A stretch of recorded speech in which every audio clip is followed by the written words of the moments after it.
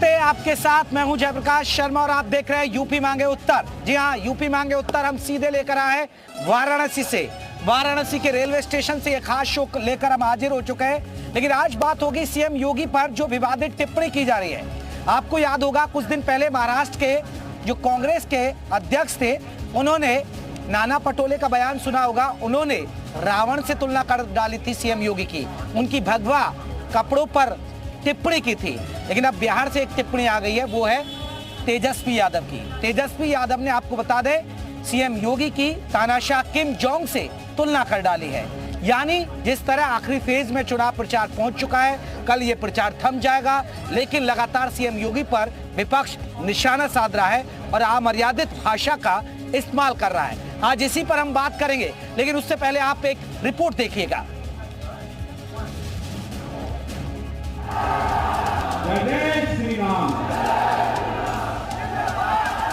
योगी जी आए या कोई आए, हम तो पहले भी कहे ना भाई, वो नॉर्थ कोरिया वाला है ना किम जोंग, उसको भी बुला ले बिहार और दोनों को, योगी जी और उन दोनों को साथ खड़ा कर दिया जाए। एक ही टाइप है ना भाई साहब। हमारी तरफ से कोई तुलना होती है तो वो गलत हो जाती है और उठा हर चीज से कंपेयर कर सकते हैं, वो जायज है। ये जो दोहरा मापदंड है, मैं इसकी निंदा करता हूं, मैं इसकी खिलाफत करता हूं। दक्षिण कोरिया का, उत्तर कोरिया का जो राष्ट्रपति है, उससे उसकी तुलना करना, मुझे लगता है कि ये हिंदू संतों का अपमान करना है। इस तरह की बात करते हैं तो सीता जी को छोड़ने को रावण जब आए थे तो भी भगवे कपड़े पहन के आए थे, तो उसका मीनिंग हम ऐसा नहीं लगाएंगे। लेकिन मेरा ये कहना है कि गलत नीतियों को समर्थन करना, भगवाधारी कपड़ा पहनते, यही गलत और भगवा विचारधारा का अपमान किया जा रहा है।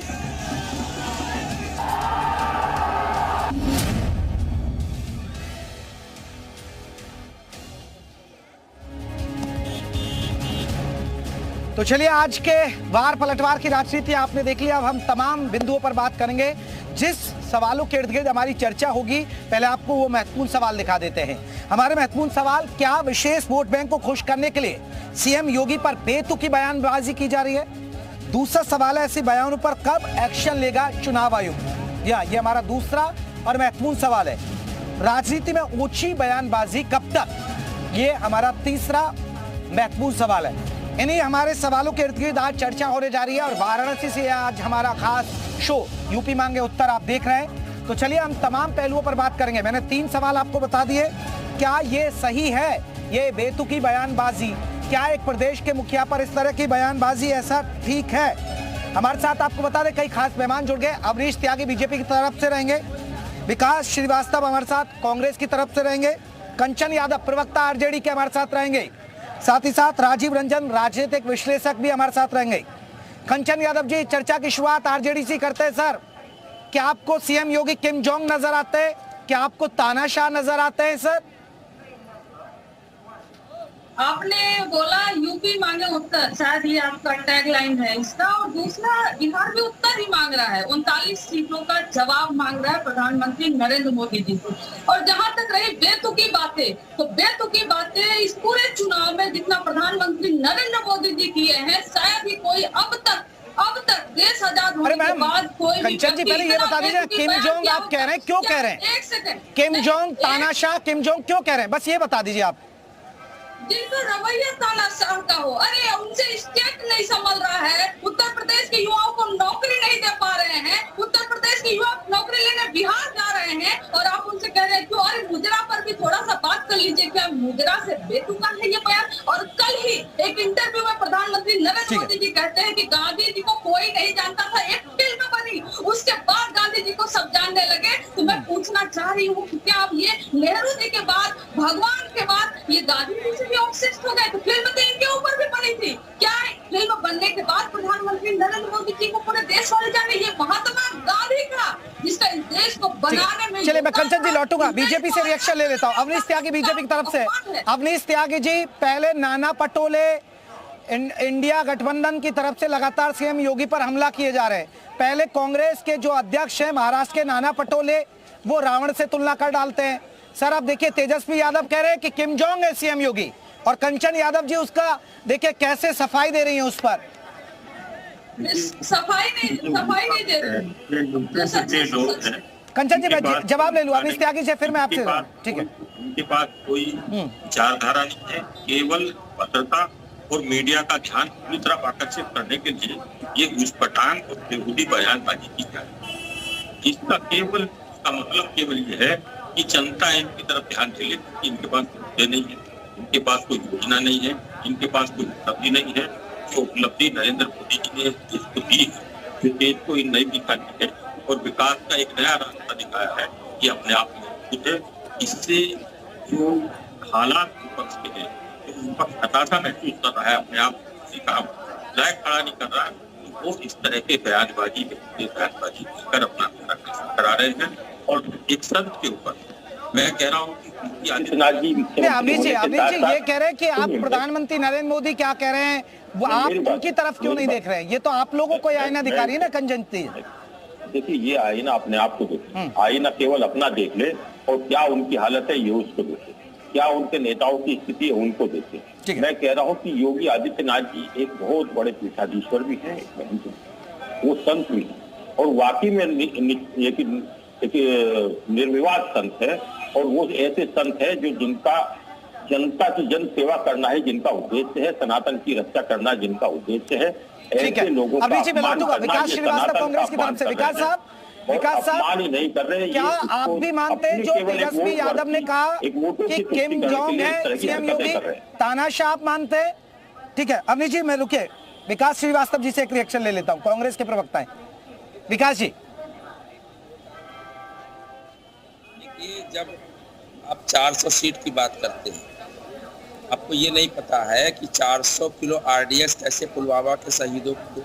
विकास जी पहले आइए ना, पहले उस पर आइए ना, बयान पर। तेजस्वी यादव जो बयान दे रहे हैं, क्या आप सहमत हैं? क्या आप समर्थन करते हैं? कंचन यादव जी के साथ खड़े हैं आप? नहीं, क्या हाँ और ना से आपका डिबेट हो जाएगा? इसलिए अरे एक बार बोल दीजिए, फिर आप अपने ब्रीफ कर दीजिए जो आप विस्तार से कहना चाहते हैं। तो ना, एक बार बता दीजिए आपका क्या इस पर। अपने शब्द मेरे में, ये चुनाव चल रहा है, आप इस वक्त एक जिम्मेदार पार्टी के प्रवक्ता कर रहे हैं, मुख्य विपक्षी दल है हम लोग। अगर हम 400 किलो आरडीएक्स पुलवामा में कैसे आता है ये हमको नहीं पता, और हम ये अभी पता चलता है, और हमको ये पता है कि 400 सीटें आ रही, 400 पार होगा। जब आप लोकतंत्र के ऊपर आपका कब्जा है, कि आपको भरोसा है कि आपको 400 सीटें आएंगी, तो ये अहंकार नहीं है। अगर इसके आप ये कहते हैं कि लोग अहंकारी हैं, जो कि नहीं, पूरी जनता पार्टी, प्रधानमंत्री, सभी जिम्मेदार लोग अहंकार की भाषा बोल रहे हैं, तो अहंकारी ही बोलेंगे। उनकी तुलना रावण से, किम जोंग से नहीं किया जाएगा। देश के लोकतंत्र को आप खत्म करना चाहते हैं, संविधान खत्म करना चाहते हैं, बाबा साहब ने जो संविधान दिया उसको आप समाप्त करना चाहते हैं। 400 सीटें आपको चाहिए, 200-250 सीटों से जब आपका काम चल सकता है, सरकार आप बना चुके हैं, अभी 10 साल आपकी सरकार थी, आपको क्या ऐसा काम आपसे छूट गया जो 400 सीटों? अब भारत के संविधान को खत्म कर देना चाहते हैं, लोकतांत्रिक व्यवस्था को खत्म कर देना चाहते हैं, तो आपकी तुलना तो मुसोलिनी, हिटलर से भी होनी चाहिए। चलिए मैं लौटूंगा राजीव रंजन जी के पास लौटा। राजीव रंजन जी, आप कैसे देखते हैं सीएम योगी पर अटैक ज्यादा किए जा रहे हैं? पहले रावण से तुलना, उनके कपड़ों पर सवाल उठा देना, और अब किम जोंग से। वजह क्या लग रही है आपको इसके पीछे के? कैसे आप राजनीतिक विश्लेषण करेंगे इस मुद्दे पर? जेपी जी देखिए, चुनावों के दौरान इस तरह की बयानबाजियां कई बार होती रहती हैं, लेकिन इस चुनाव में विशेष करके बयानबाजी का स्तर अपने निचले स्तर पर चला गया है। अब आप समझिए, तेजस्वी ने योगी जी को कहा किम जोंग के देश में किम जोंग के ऊपर ऐसी टिप्पणी करने के बाद कौन व्यक्ति बचता है, इस बात की जानकारी होनी चाहिए तेजस्वी जी को, कि उनके देश में तो शासक से कोई सवाल नहीं पूछ सकता।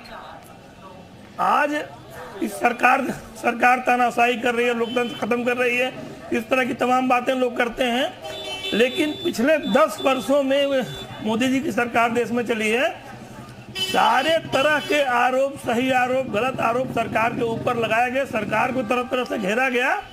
अब ये लोकतंत्र की खूबसूरती होती है। लोकतंत्र में अगर हम सहमत नहीं है तो हम सवाल उठाएंगे, हम सवाल भी उठाएंगे, हम सरकार को घेरेंगे भी, और जब लोकतांत्रिक तरीके से सरकार को हरा नहीं पाएंगे तो बोलेंगे कि लोकतंत्र को खत्म करना चाहते हैं, तो ये तो किम जोंग है, तो ये तो तानाशाह है। तो सवाल है कि विपक्ष को एक क्रिएटिव कार्य करके सरकार को मुद्दों पर घेरने के बजाय अगर इस तरह से बात करेगी कि ये किम जोंग है तो ये लोकतंत्र को खत्म कर देंगे, तो जनता इन चीजों पर भरोसा नहीं करती है। और शायद इसीलिए 2014 कंचन जी एक बड़ा सवाल, मैं आ रहा हूँ राजीव रंजन जी, कंचन जी एक बहुत महत्वपूर्ण सवाल आपसे। आज तेजस्वी यादव आज सीएम योगी आदित्यनाथ को मैम ये कह रहे हैं कि वो किम जोंग है। मैम ये जंगल राज होता था बिहार में जब आप सरकार चलाते थे, और देखिए तभी से आप सत्ता से बेदखल है। वो ठीक है आप गठबंधन में सरकार चला गए नीतीश के साथ, लेकिन आपके जंगल राज की वजह से आपको सत्ता नहीं मिली कभी लंबे वक्त से बिहार में।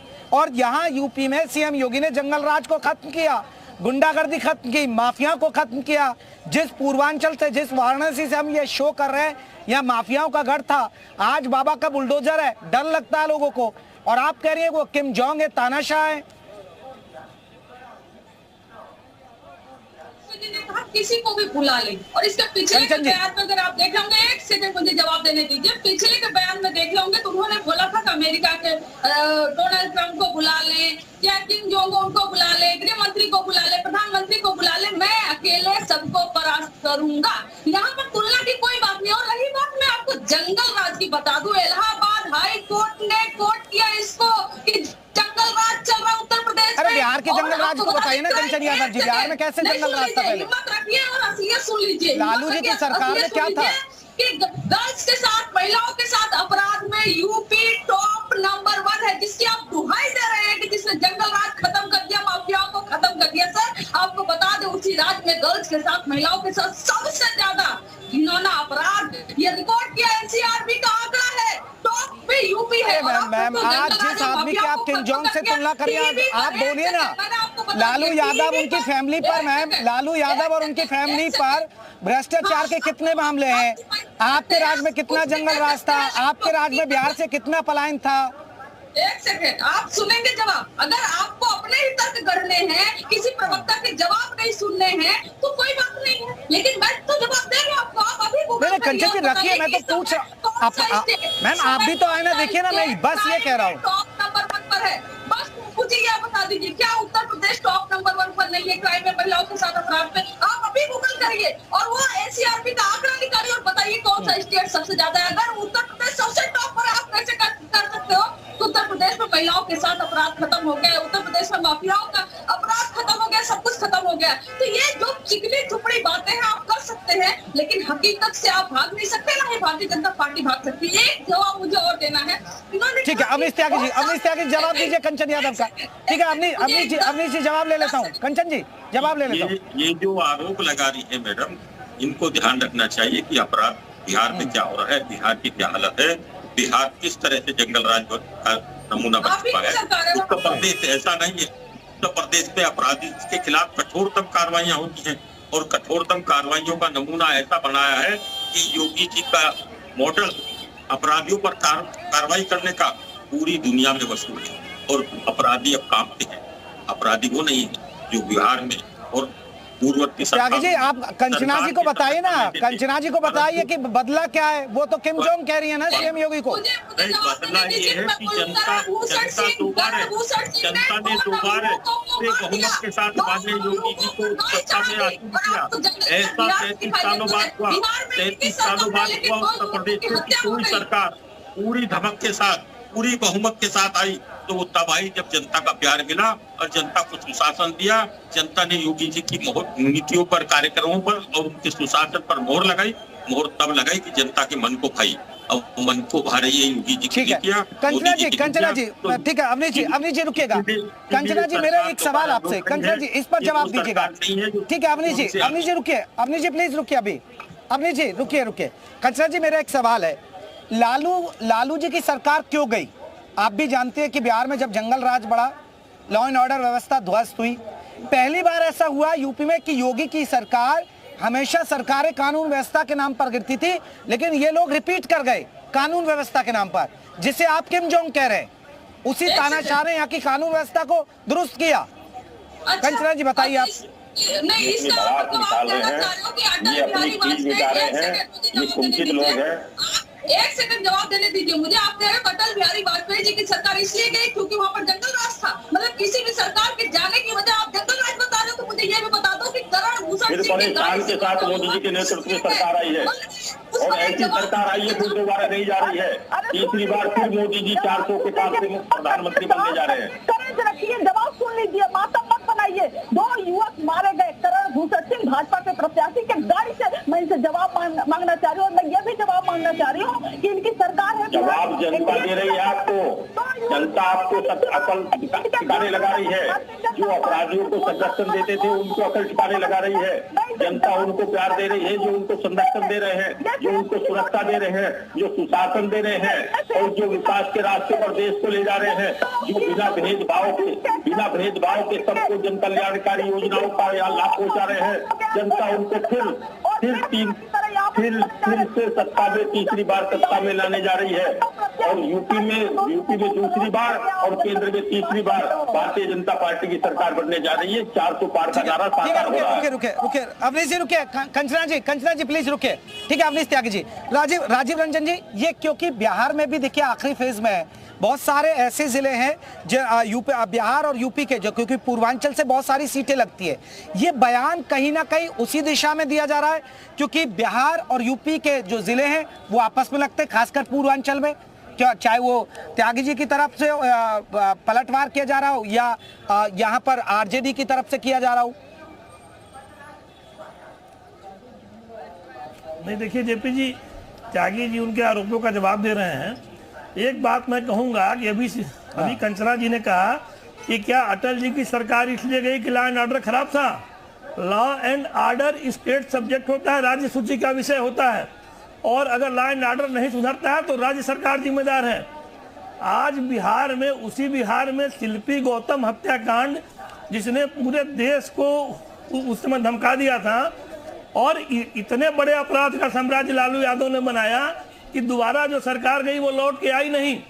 मीसा यादव की शादियों में तमाम वहां के शोरूम लूट लिए गए थे बिहार में कि उनके गेस्टों को गाड़ियां दी जाए। सवाल ये है कि बिहार में इस तरह से अपराध की एक संस्कृति रही है, और लालू यादव और उनका कुनबा बार बार उसी तरफ ले जाने की बिहार को कोशिश करता है, लेकिन अब बिहार उसे बहुत आगे निकल चुका है। 2005 के बाद ये लौट के आए नहीं, जब भी चुनाव लड़े ये बुरी तरह से हारे। तो सवाल ये है कि अपने उत्तर को आप कंचना जी आप जवाब देंगे। आप ये हमारे राजनीतिक विश्लेषक के आंकड़ों के हिसाब से आपसे बात कर रहे हैं, आपको तथ्य दे रहे हैं। नहीं, हमारे बीच मेरे बीच में तो आप बीजेपी के प्रवक्ता को बुलवा रहे थे, मेरी तो बात ही नहीं पहुंची। क्या ये अधिकार बस उन्हीं को मिला कि किसी के बीच में जब्त कर सकते हैं? मैं अपनी बात नहीं रख सकती। मुझे बता दीजिए अपराध में कौन सा स्टेट टॉप पर है? महिलाओं के साथ अपराध में कौन सा स्टेट टॉप पर है? मुझे आप वो आंकड़ा बता दीजिए। क्या उत्तर प्रदेश नहीं है? आप आरोप लगाइए ठीक है, लेकिन आप भूल गई वो कांड। बताइए बताइए, आप महिला हैं, शिल्पी गौतम हत्याकांड बताइए। आज करण पूरा देश हिल गया था। दबदबा के नीचे अरे मैं जो पूछ रहा हूँ उसका जवाब दीजिए। करण भूषण ने जो किया उसका जवाब त्यागी जी देंगे। मैं जो पूछ रहा हूँ उसका जवाब दीजिए।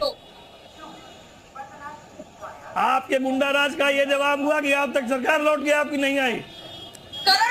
चलिए मेरे पास, मैं माफी चाहूंगा आप सभी का। चलिए कंचना जी वो ठीक है, कौन किम जोंग है, किसने किस प्रदेश को बदला है, ये जनता तय कर देगी। 4 जून को नतीजे आ जाएंगे।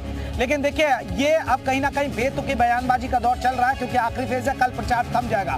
मैं माफी चाहूंगा, मेरे पास इतना ही वक्त है। आप सभी मेहमान जुड़े, आपका बहुत बहुत शुक्रिया। तो यूपी मांगे उत्तर आप सीधे देख रहे थे वाराणसी से, वो भी वाराणसी के रेलवे स्टेशन से। कल फिर मुलाकात